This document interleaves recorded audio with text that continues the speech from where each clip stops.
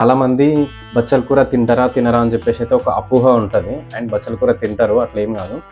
నమస్తే దోస్తులు, ఇవాళ బచ్చల కూర వండుతున్నా. పెసరపప్పు వేసి పాలకూర తింటే కిడ్నీలల్లో రాళ్ళు వస్తాయి. పాలకూర బదులు ఈ బచ్చల కూర వండుకోవాలి, ఆరోగ్యానికి మంచిది. బచ్చల కూర తింటే కాల్షియము పెరుగుతుంది, ఆరోగ్యానికి మంచిది. మోకాళ్ళ నొప్పులు తక్కువ అవుతాయి. 6 నెలలకు ఒక్కసారన్నా తినాలి, వారానికి ఒకసారన్నా తినాలి. పాలకూర బదులు బచ్చల కూర తినాలి. బచ్చల కూరలో ఉప్పు వేసి పిసికి కడగాలి.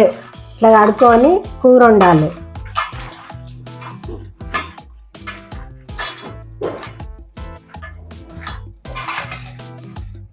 ఉడికేటప్పుడు కూడా కొంచెం అంతా ఉప్పు వేయాలి, పసరు ఉండకుండా. నీళ్ళు లేకుండా ఇట్లా వంపుకోవాలి. మంచిగా కడిగి పొయ్యి మీద వేసి కూడా ఉప్పు వేయాలి. కొంచెం పొయ్యి అంటేసుకోవాలి.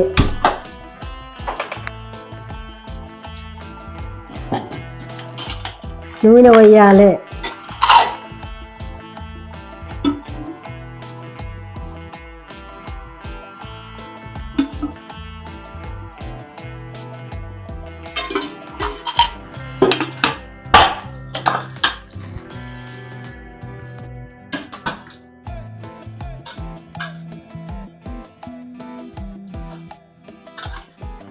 కాలినాక జీలకర్ర వేయాలి.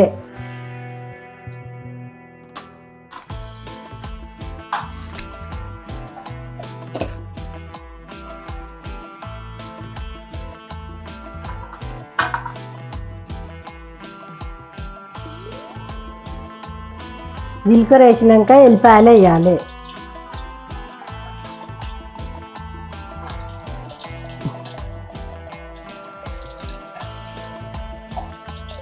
ఎల్లిపాయలు వేసినాక పచ్చిమిరపకాయలు వేయాలి.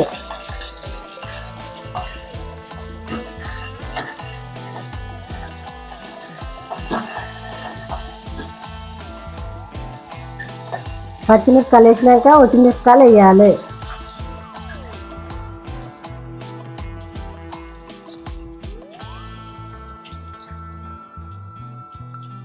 ఒట్టిమిరపకాయలు వేసినాక కలమాకు,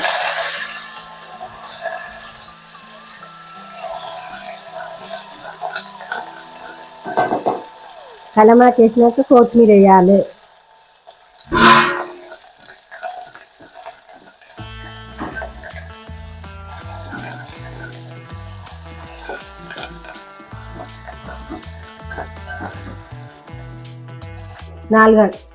పెసరపప్పు 4 గంటల ముందు నానబెట్టుకోవాలి.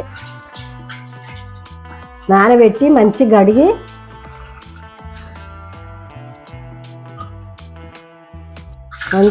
వేయాలి.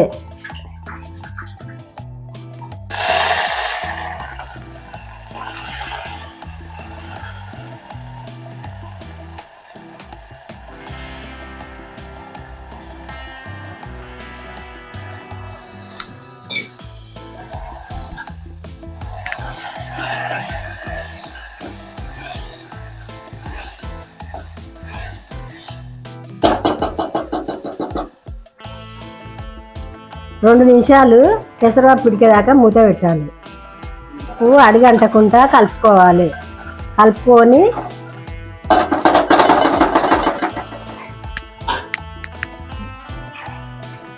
బచ్చల కూర ఇందులో వేయాలి. ఇక పొయ్యి మీద వేసి ఇంత ఉప్పు వేసి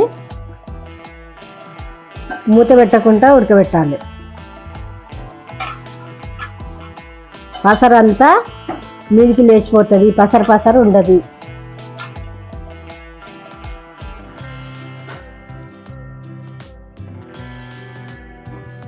కొంచెము ఉప్పు వేయాలి. ఇంతగానం కూర ఉంది కదా, లాస్ట్ వరకు ఇంత అవుతుంది కూర. లాస్ట్ వరకు ఎంత అవుతుందో మీరే చూడండి. 2 చెంచాల కారం వేయాలి.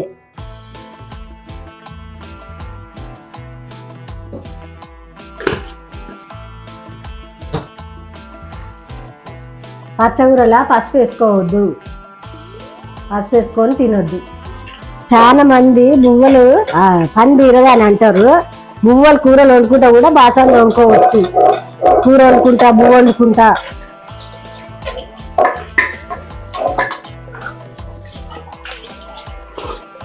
ఐదు నిమిషాల తర్వాత కలుపుకోవాలి.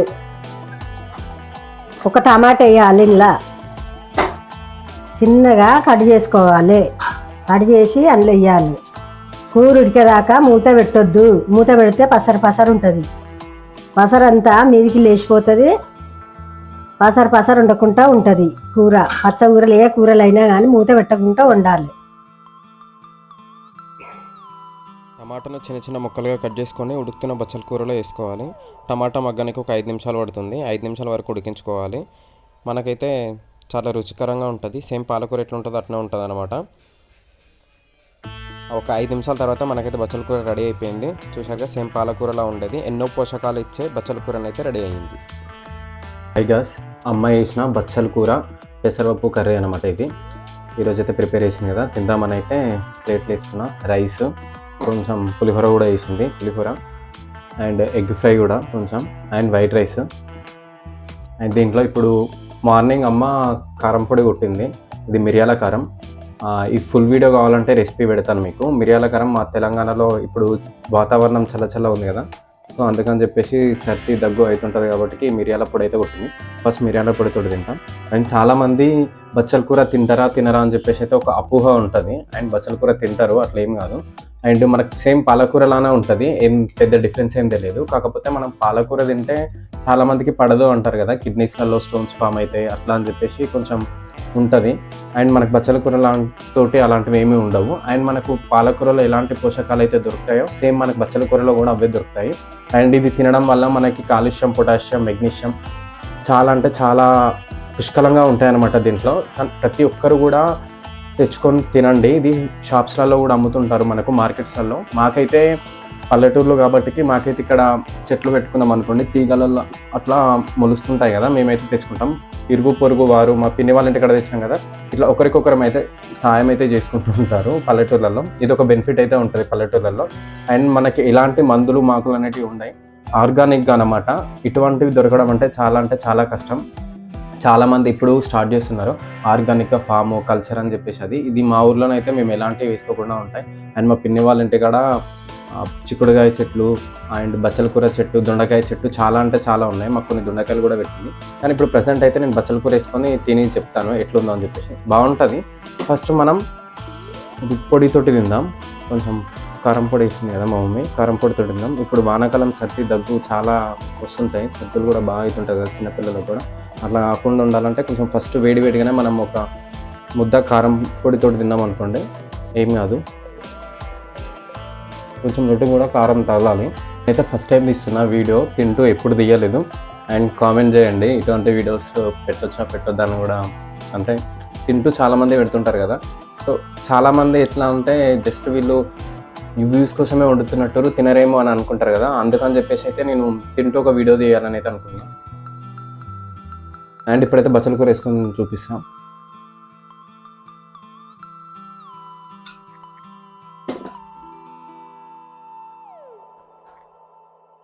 బచ్చల కూర కలుపుకుంటున్నా.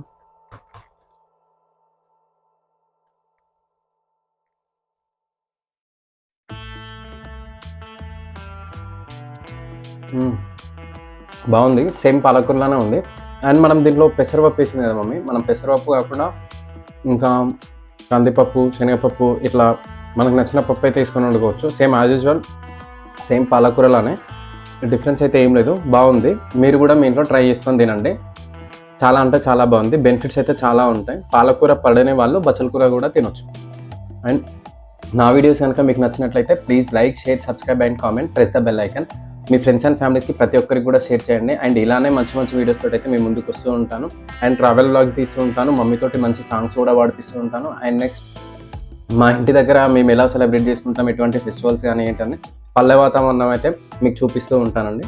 Thank you for watching my videos. Please subscribe the super Shiva vlogs.